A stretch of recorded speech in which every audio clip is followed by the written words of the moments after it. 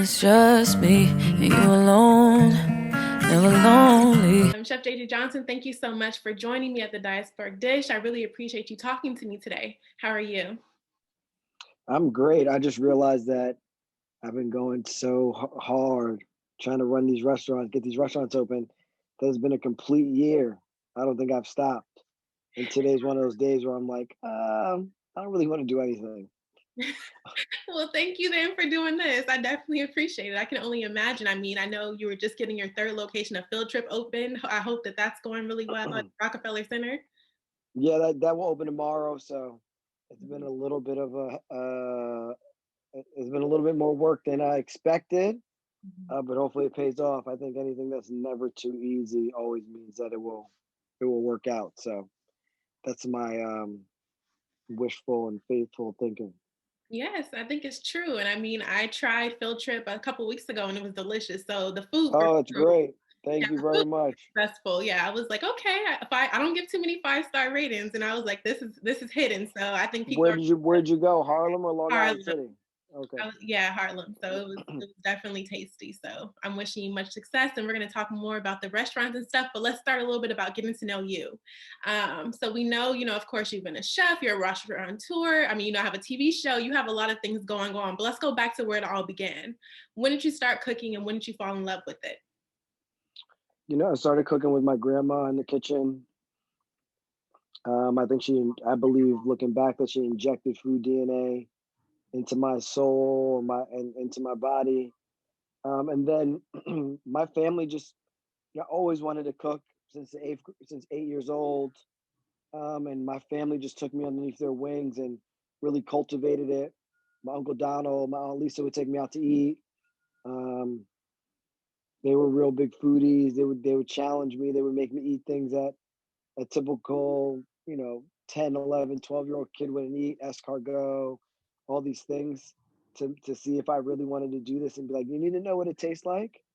And then I started as a dishwasher, um, riding my bike to a country club. Then I went to Culinary Institute of America. Yes. So you went to Culinary Institute in America. So while you were growing up, of course, like you said, your aunts and uncles were showing you these different foods. You were cooking with grandma.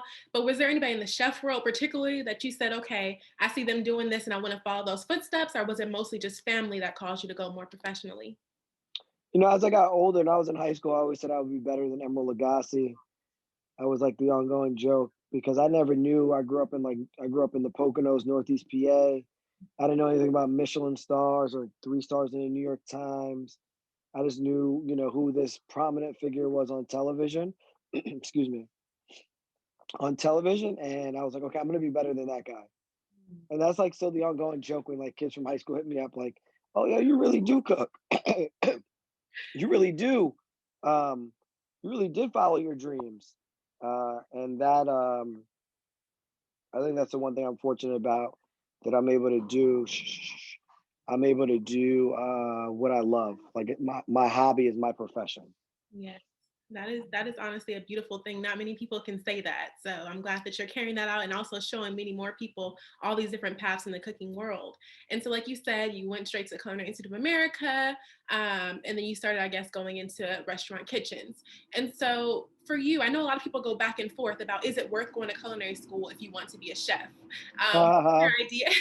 I know it's probably a question you get, but what is your idea about that? I really wouldn't be where I am without culinary school. Mm. So for me, it worked. I got the foundation. I knew they painted the picture for me. I didn't grow up being able to, like, I didn't grow up as a city kid, being a dishwasher in this robust, busy restaurant, right? Also, I think looking back as well, or while in it, being black in the restaurant industry was also tough. So saying that I went to Culinary Institute of America opened the door and at least allowed me to get that interview. And then from there, I could prove myself. So I will go back to Culinary Institute of America anytime. I think it's a great school.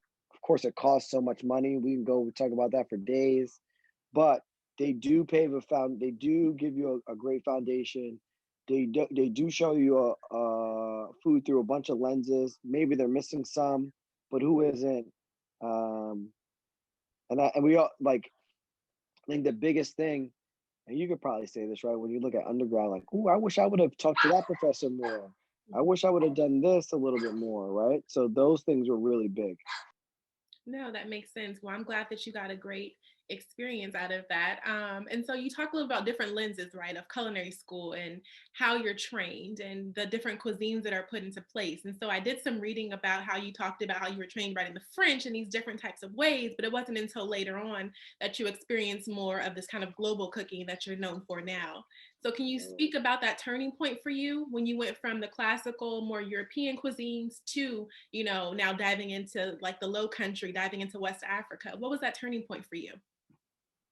Yeah, I think when you come out of culinary school, you want to hone a skill, and you're honing a skill like, let me learn how to make pasta the best, risotto the best, cook fish the best, right? And that's what most chefs do. They just hone a skill and try to perfect it. When I went to Ghana, I realized what I should be cooking in life, who I should be, what my purpose was. Um, so I'm very thankful for that trip. And I came back with marching orders. I hear a lot of people say when they leave West Africa, they come back with these marching orders. Well, I came back with mine. And then that's when I teamed up with Alexander Smalls and opened up the Cecil. And so I always look at food through the West African lens. It doesn't matter where I travel in the world. I'm always seeing it through West Africa. I'm always seeing the impact of the movement of the people. Um, I'm always looking at food and being like, well, that doesn't make sense. The only way that makes sense is because these type of people were here. And most people don't want to talk about that because that has like this really, really big negative impact. Uh, but I think that's the beautiful thing about food is that you can see the darkness and you can see the brightness through it. Yes, no, I think that that is definitely good. And to have some kind of like, landscape that you're rooted in that really drives how you think about food, that definitely is a huge thing. So when you talk a little bit about those gems you got from Ghana and West Africa and seen through that lens, how did that shape what you did at the Cecil and even your cookbook with Alexander Smalls, right? You guys, I mean, won a James Beard Award for Between Harlem and Heaven. That really brings um, that background of the transatlantic slave trade, of all this different intermixtures. So how did that all influence your cooking style moving forward? Yeah, I realized I was a true kid of the African diaspora. I never knew that before. And I think, I don't know how old you are, but I think our families of that era tried to not expose us to so much because they were fighting so hard. The last era was their our grandparents were fighting so hard that it was like, okay, we don't even need to talk to our kids about this. Like this is like I grew up as a black boy. Yes, I knew my grandmother was Puerto Rican. I knew my grandfather was West Indian, but at the end of the day, I was just black. And those things didn't really matter because the way the world perceived black people. So I never knew about the diaspora, certain things that would happen. My family really sheltered me from a lot of that. Now, yes, they taught some things, and I truly believe that a lot of people's families sheltered kids from the age of like 25 to 40, um, and why we have done so much research and now we make it so prominent for people to really know our history because there was that generation of like we're going to take it away from you guys, and then now it's like, well, no, this is who we are. And that's all it is about the food that I cook. I'm just celebrating the history of people, um, where they've been, how they moved, the delicious flavors, and why you should learn a little bit more about it. I think it breaks my heart when people don't want to learn about it or they don't want to understand it because they can't put their finger right on a map. And that's just not the style that's just not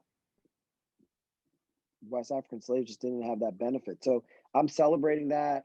I'm pulling from a lot of the diaspora who I am from the West Indies and Puerto Rico and West Africa, where I've traveled: Singapore, Israel, Ghana, India, um, and then the American South. I probably haven't touched on the American South that much yet in my career. I probably will do some type of American Southern restaurant. Um, I just haven't, I haven't really dug that deep yet. No, that's understandable. I mean, so you mentioned all these places you've traveled. You mentioned, of course, being someone who's from the Caribbean, Latin America, as well as your, talking then about the American South. And so when you coined, and Alexander Smalls, I'm guessing as well, participated this idea of Afro-Asian-American cuisine, or right? What was that idea from that? Is that going more towards that West Indian background and that mixture there?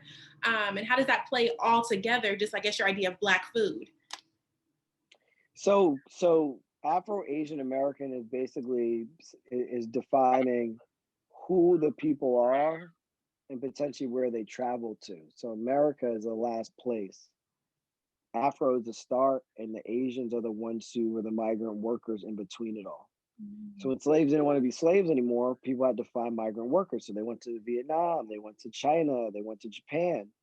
Those people worked beside West African slaves. And there's food that came from that.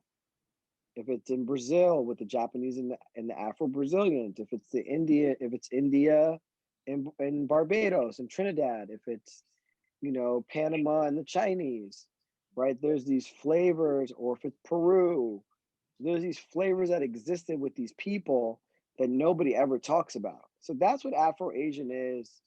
And you really see it in Senegal with the Vietnamese that live there. You see a big influence of Chinese in Ghana. And that's just not by coincidence or the laughter that the Asians are just everywhere. They're everywhere for like I think a legitimate reason.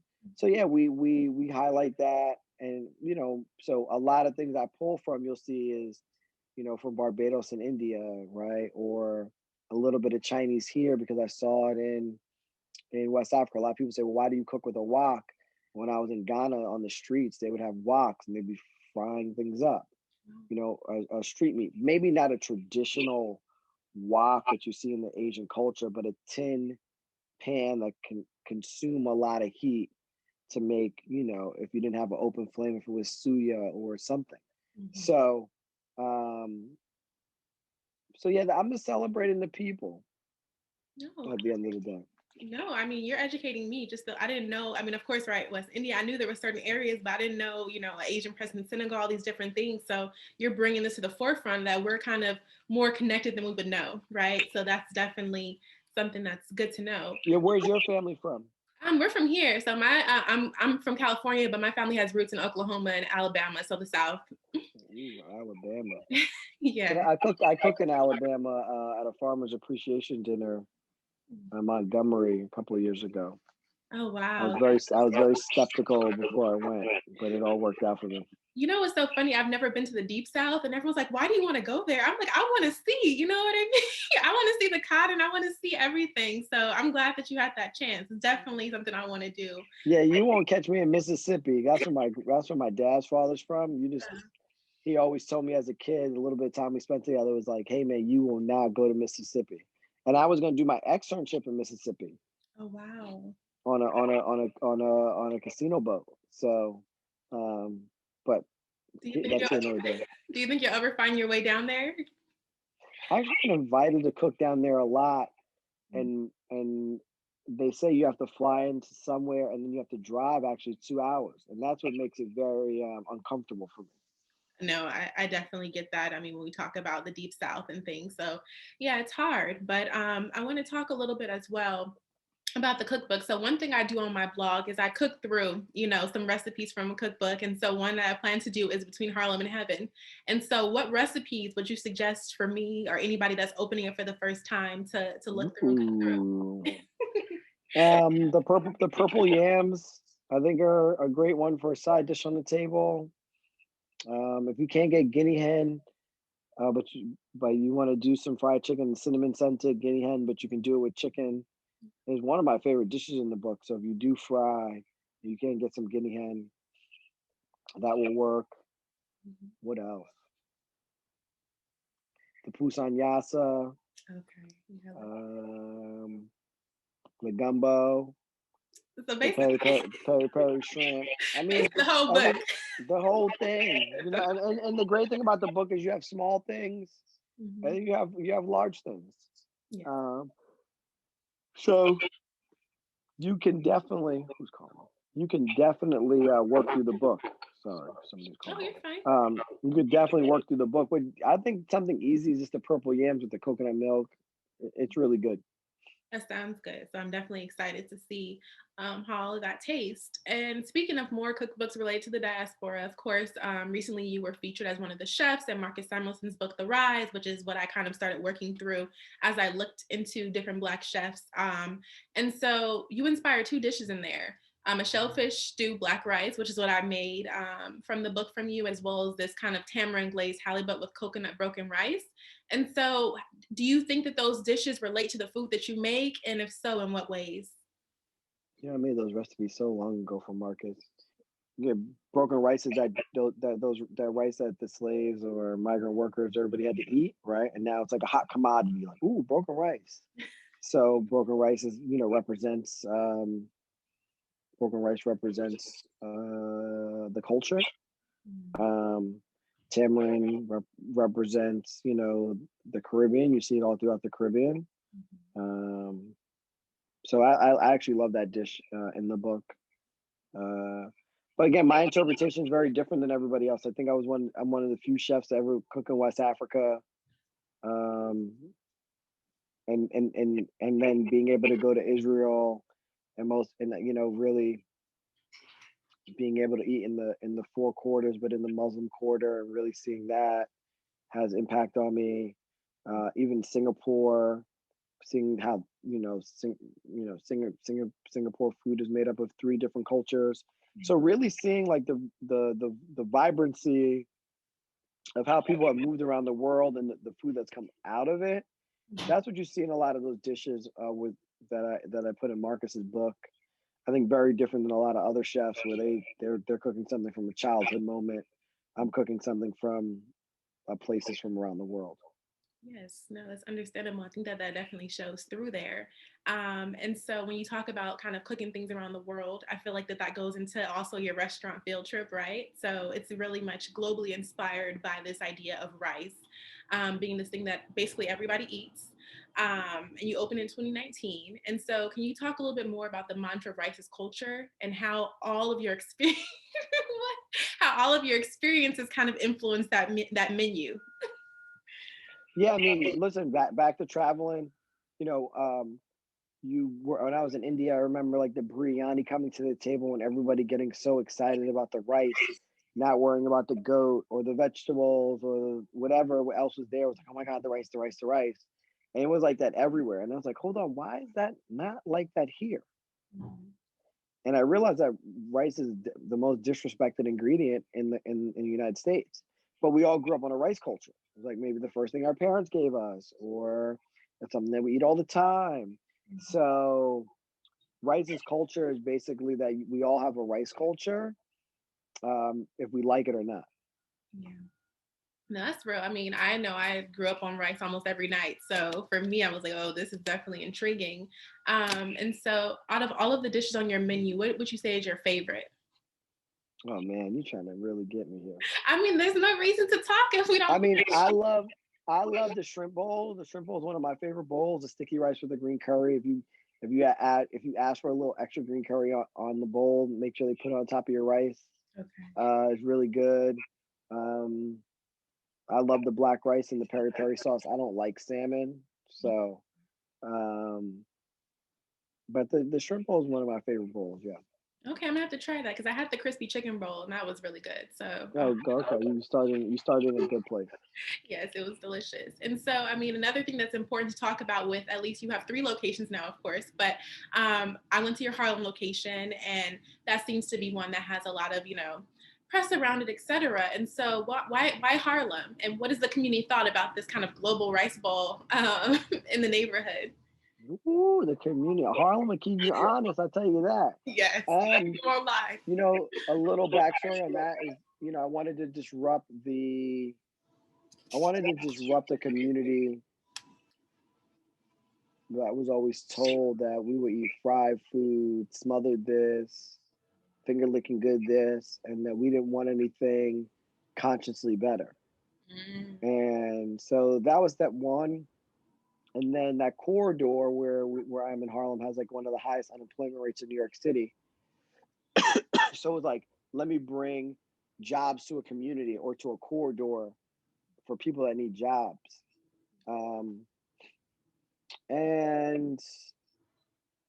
And I always believe if I can make it in Harlem, I can make it anywhere else in the world.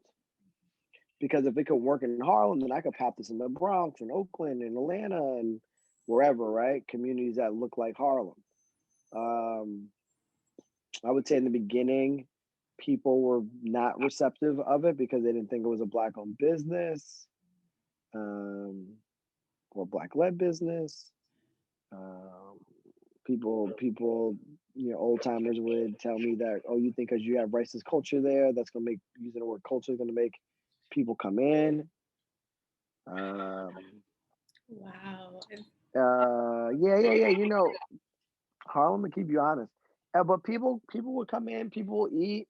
I think the greatest thing now during COVID was like people that potentially would have never eaten in Fieldtrip want to go eat in Fieldtrip, wanted to support a business, saw how hard we were working, saw what we were doing for the community, and the tone changed, the shift changed. And I get it, right? Like Black communities see, these, and I don't even think Fieldtrip in Harlem is like nice, right? I feel like I didn't put a lot of money into it.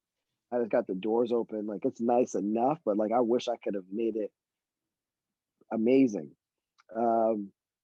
But you have to have that conversation with people. Like, you got Jordans on your feet, you got a diamond necklace on your neck. Why can't you have a nice restaurant in your community?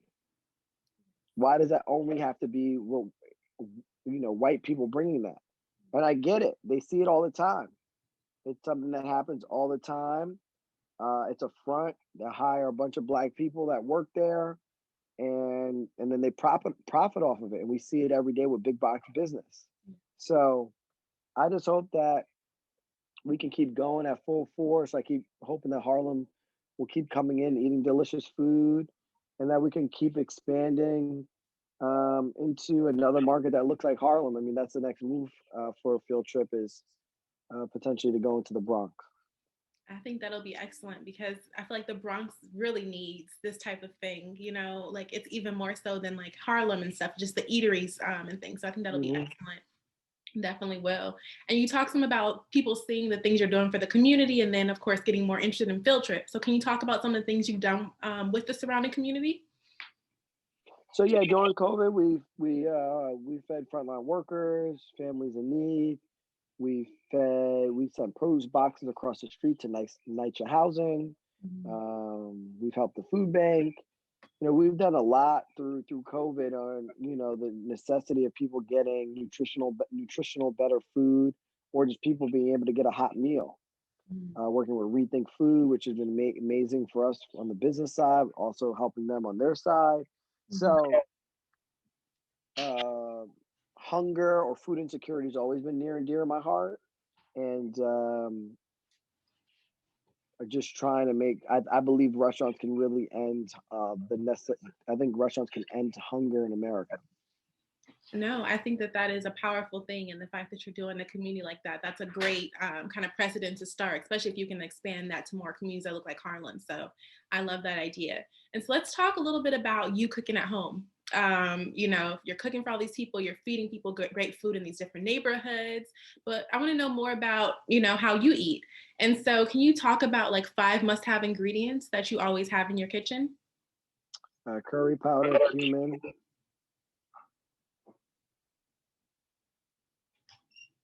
So hard. Cook for cumin. Rice. Okay, yeah, you have to stay on brand. I always have lamb. I always have some type of cut of lamb in my fridge. I love lamb. And then some type of condiment. I'm always like trying new condiments. So right now I'm trying like this Berber spice sauce. So.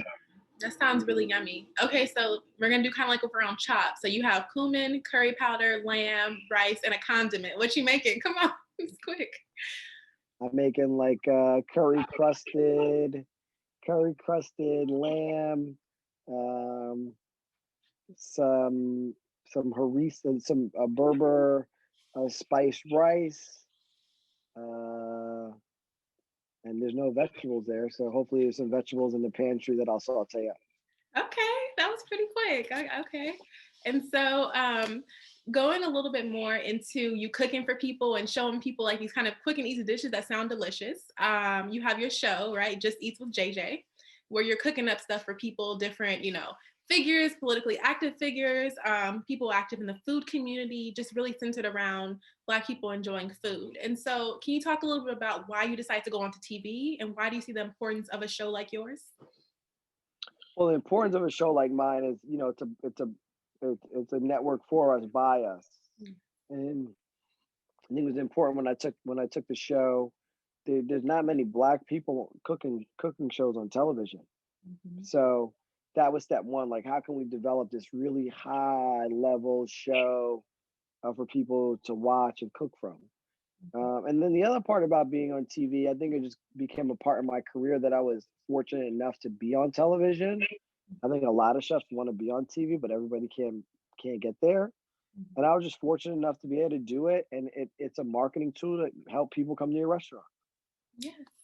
No, that's excellent. I think it's great to have, like you said, another how-to cooking show on there and for you to be bringing people and showing them how you cook in your kitchen. So that's an excellent thing. And how can we watch on Cleo TV? Because I know that sometimes, like, there's no cable, like how do we watch?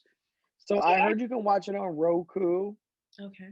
That's what somebody told me. DirecTV, I know, just picked it up. If you don't have television, I think YouTube. Okay. Oh, But every market is so different, so it's really hard.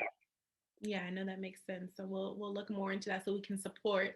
And so kind of just rounding out, I wanted to know what legacy do you hope to leave on the culinary industry? You talk about expanding, you talk about kind of this whole empire. So I want to know, what's the end goal for JJ?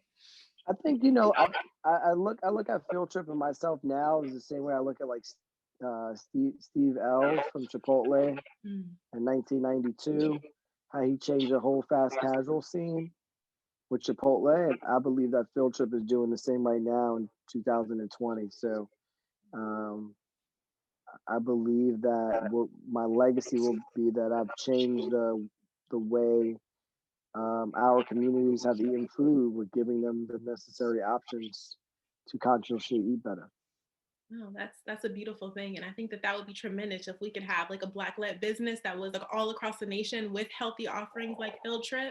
That would be a huge legacy to leave. From your mouth to God ears. Yes. And so last question is, do you have any other projects right now you're working on that you would like to share? I've seen something about you possibly working on a rice cookbook. I don't know if it's true. Yeah, I'm working on a rice cookbook. Okay. That won't be out for a long time. Okay. I'm always cooking something up. So stay tuned. So stay tuned, yeah. All right. Well, Chef JJ, thank you so much for being here and with talking to me. It's been such a great conversation. So I wish you the best with all of things you're doing, especially Fieldtrip. And I can't wait to eat some more of that food there. So I hope you have a good rest of your day. You too. And congratulations on law school. Thank you so much. Head on my pillow, say, ooh.